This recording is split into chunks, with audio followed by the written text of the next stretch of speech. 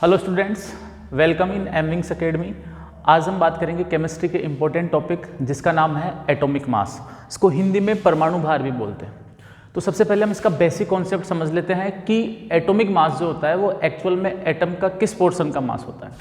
तो आप सभी को पता है कि एटम के अंदर न्यूक्लियस होता है और न्यूक्लियस के चारों तरफ रिवॉल्व करते हुए क्या होते हैं, इलेक्ट्रॉन। किसी भी एटम की अगर हम बात करें तो ये पॉजिटिव पार्ट वाला आपका न्यूक्लियस होता है और इस न्यूक्लियस के अंदर क्या होते हैं, प्रोटॉन और न्यूट्रॉन होते हैं और बाहर क्या होते हैं, ये इलेक्ट्रॉन। तो जो एटम का मास होता है वो पूरा का पूरा डिपेंड करता है प्रोटॉन और न्यूट्रॉन के मास के ऊपर। इलेक्ट्रॉन के मास के ऊपर डिपेंड नहीं करता है, क्योंकि इसका मास जो होता है इलेक्ट्रॉन का बहुत ही नेग्लिजिबल होता है। तो हम बोल सकते हैं हमारा जो एटम का मास होगा, यानी कि एटॉमिक मास होगा, वो क्या होगा, mass of proton plus mass of neutron. यानी कि न्यूट्रॉन और प्रोटॉन का मास कंबाइन करके क्या बनता है, एटम का मास बनता है। यही आपका क्या होता है, एटॉमिक मास होता है।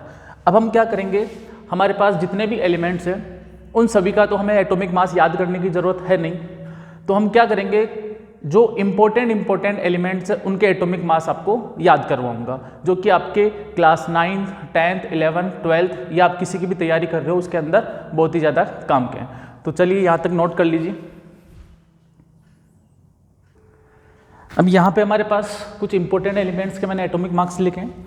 सबसे पहले हम बात करेंगे हाइड्रोजन की।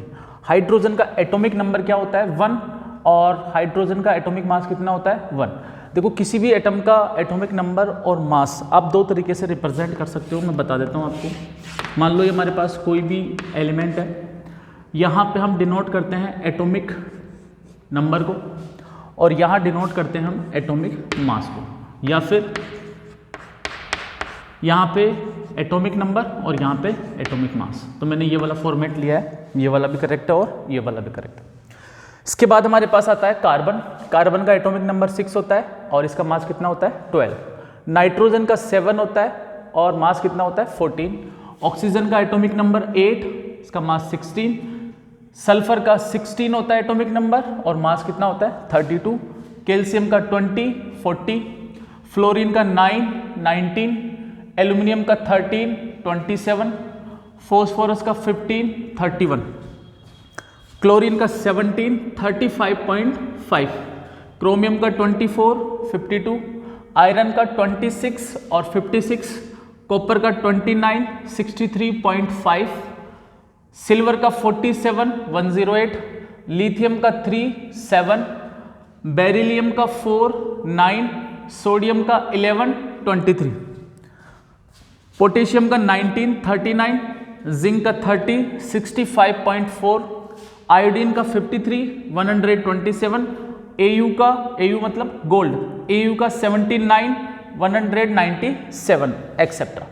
तो इस तरह से हमारा एटॉमिक मास कंप्लीट होता है। आप इनको अच्छे से याद करना है। Thank you.